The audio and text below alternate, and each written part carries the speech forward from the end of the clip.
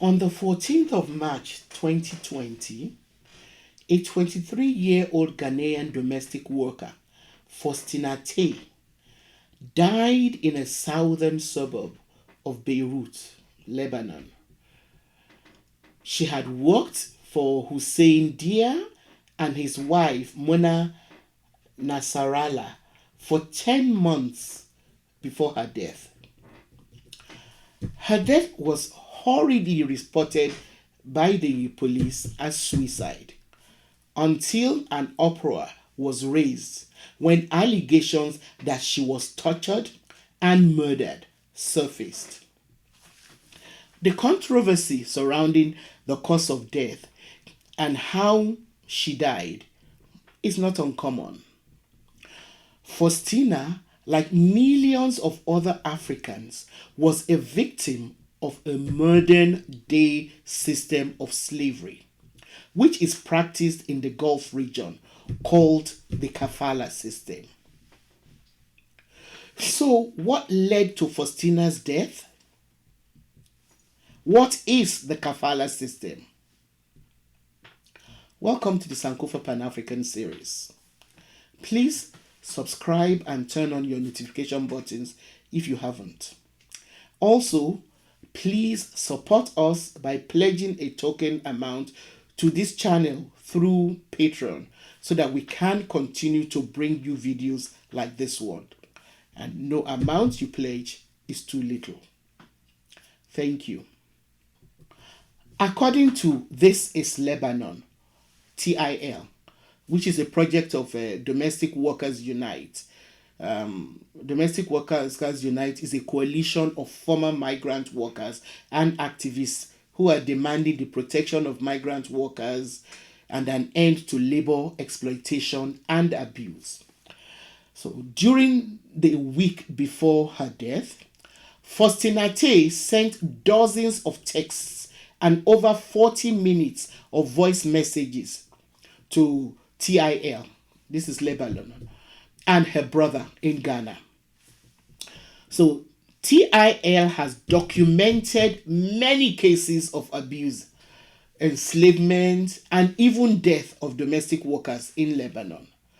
The texts and voice messages sent by Faustina Tay are available on the TIL website. So just look for it. This is Lebanon, TIL. Look for their website. So take some time to check out the website because the text of Faustina's messages provide detailed accounts of recurrent physical abuse by the Lebanese couple that she worked for under the Kafala system. I will deliberate on the Kafala system shortly.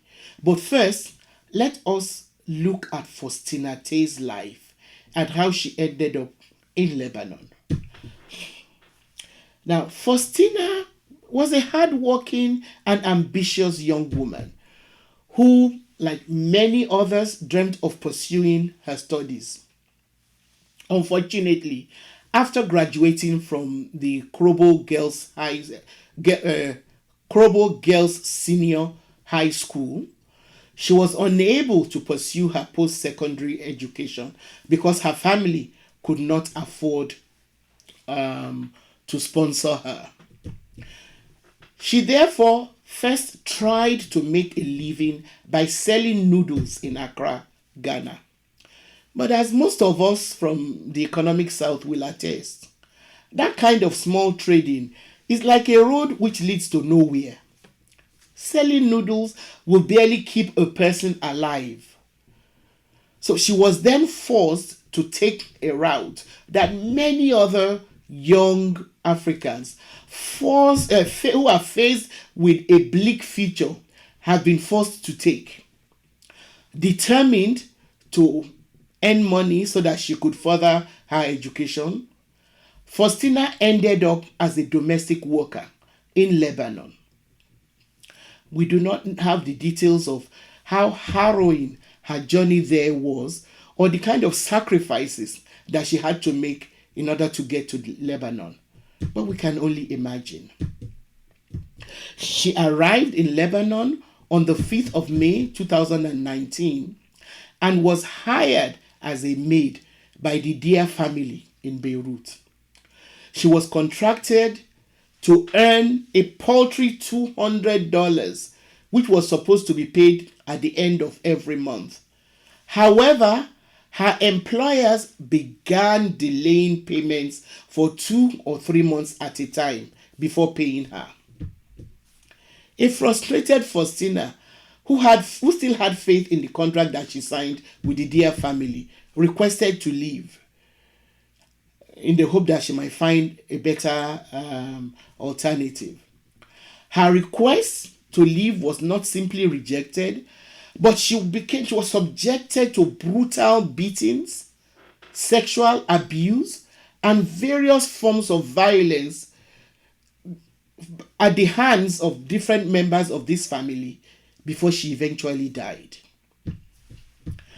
Apparently, it is common practice among employers of Africans and other migrant workers under the Kafala system to withhold salary of their employees for months at a time and brutalize them.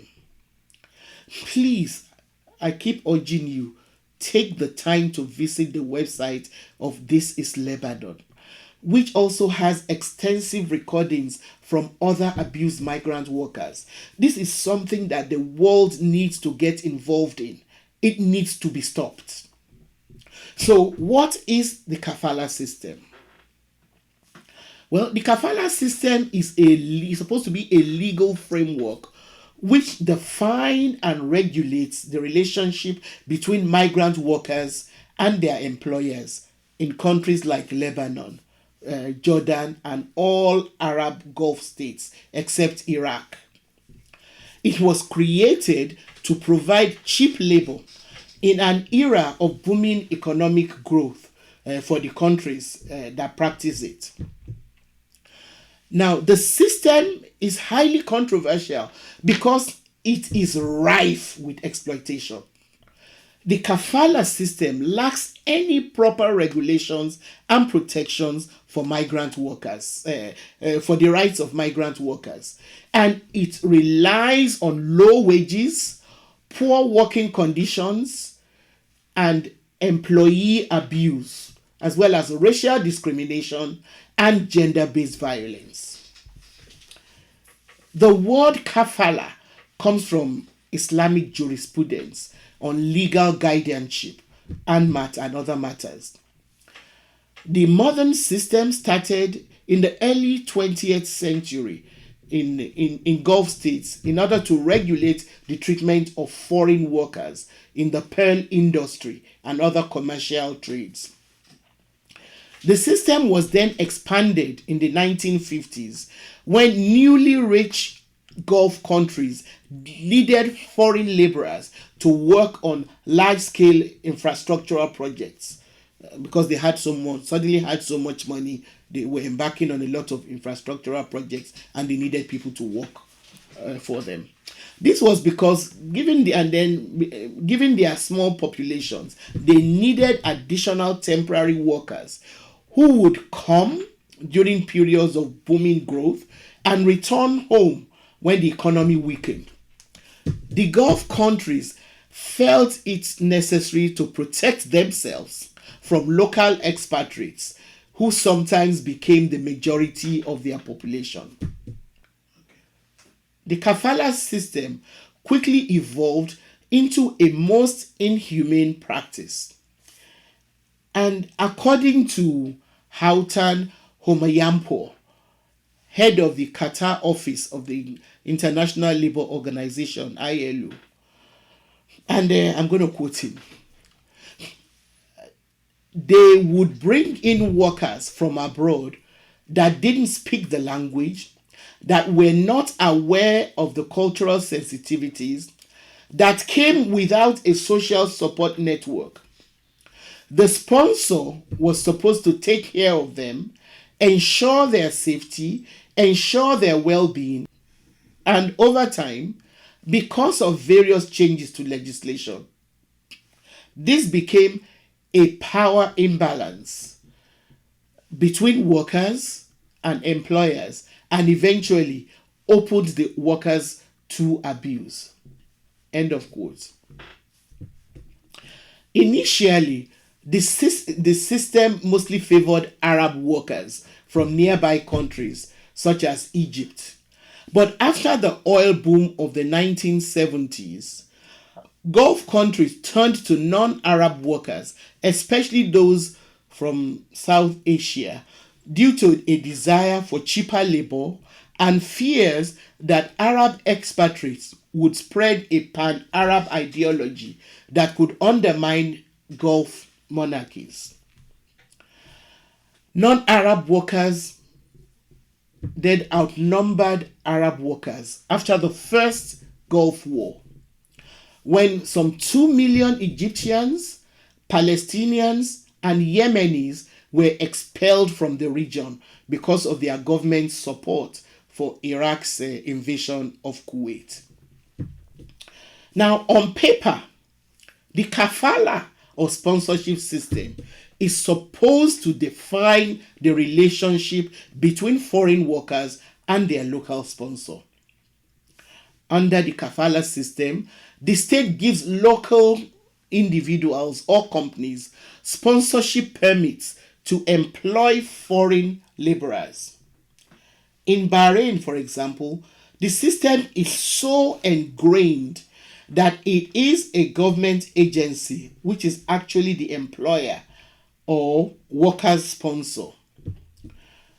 Under the Kafala system, the sponsor covers the travel expenses and costs of housing, often in dormitory-like accommodations for non-domestic workers, whilst in the case of domestic workers, the workers are housed in the sponsor's home. Sadly, in most cases, rather than hire individuals directly, sponsors sometimes collude with private recruitment agencies in the countries of origin of the workers to find workers and facilitate their entry to the host country. So, one of the problems with the Kafala system is that it falls under the jurisdiction of interior ministries rather than labor ministries. As a result of this, migrant workers have no protection under the host country's labor law.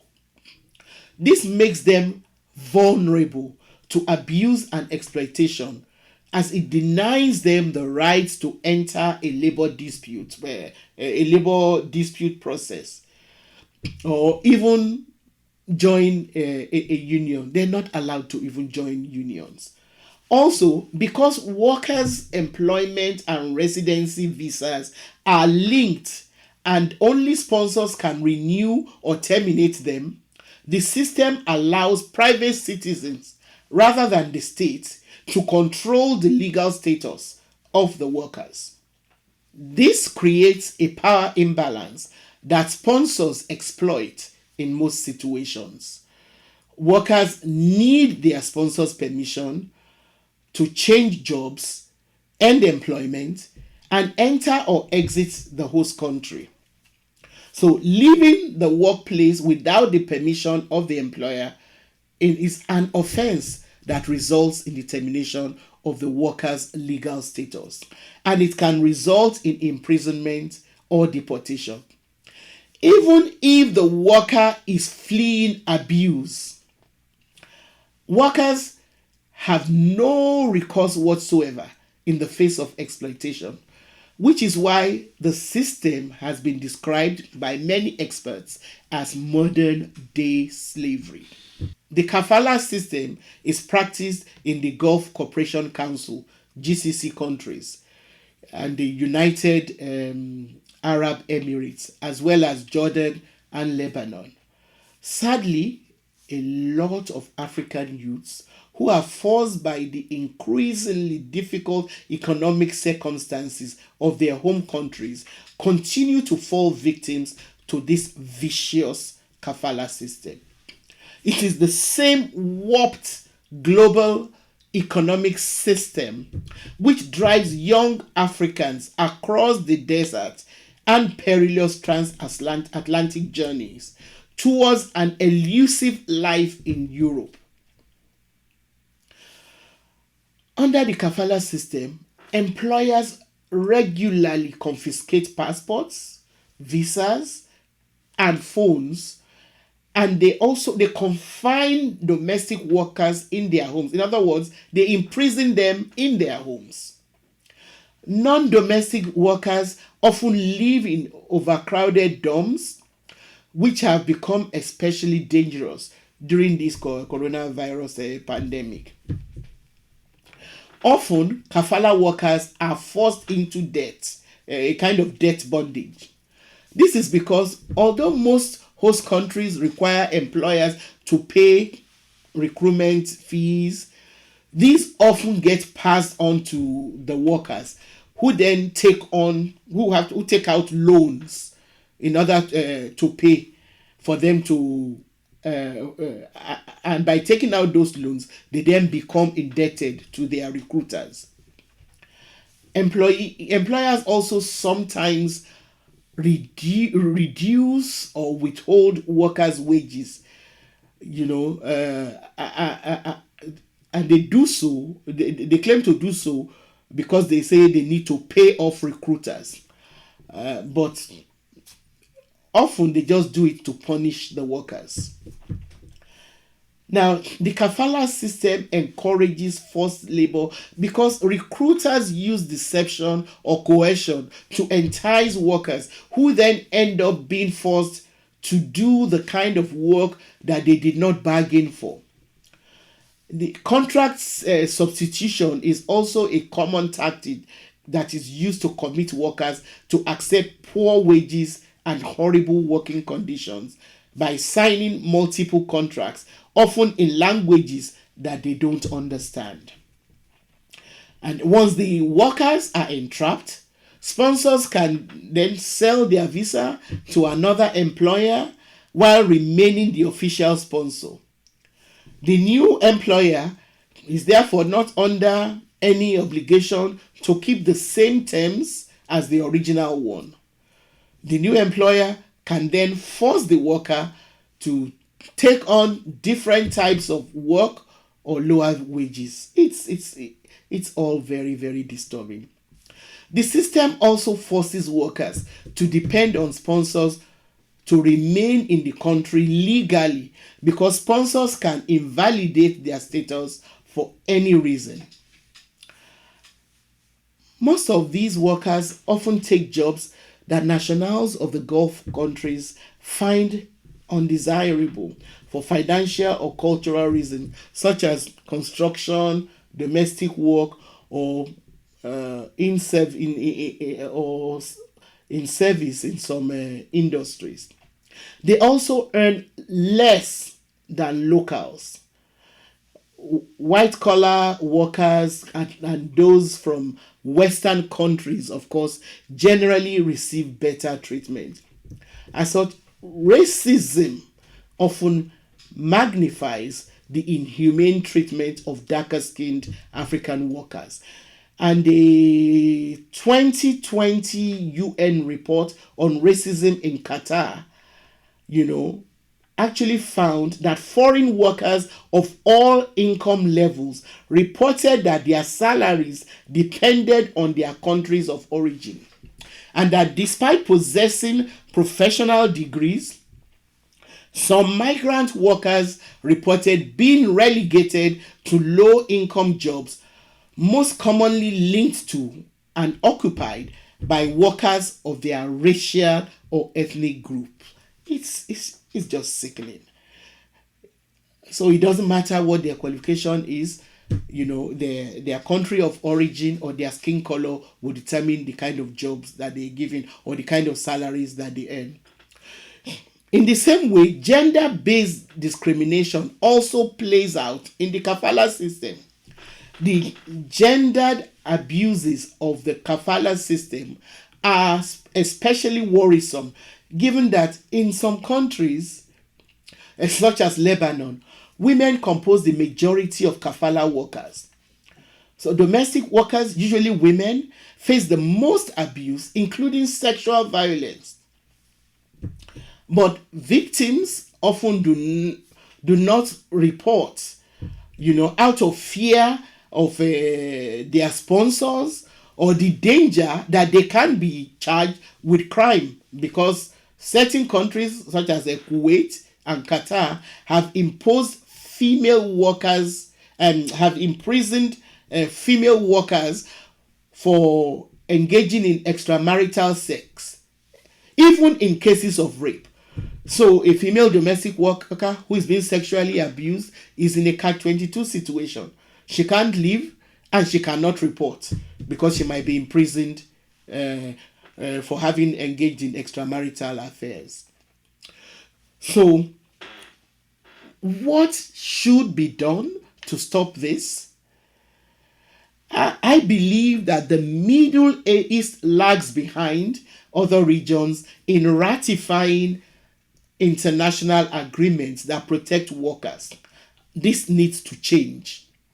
For example, no host country has ratified the ILO's Domestic Workers Convention, which commits signatories to setting a minimum wage, eliminating forced labor, and ensuring decent working conditions, among other forms of protections. Even where laws do protect workers, they are often poorly enforced. The countries that practice this odious system should be compelled to ratify international agreements that protect workers. African countries also need to look more closely into the well-being of their citizens who are forced to go and work in countries which practice this kind of modern-day slavery. Thank you for watching. Don't forget to subscribe to the Sankofa Pan-African series channel. Like our videos and please share them with your contacts.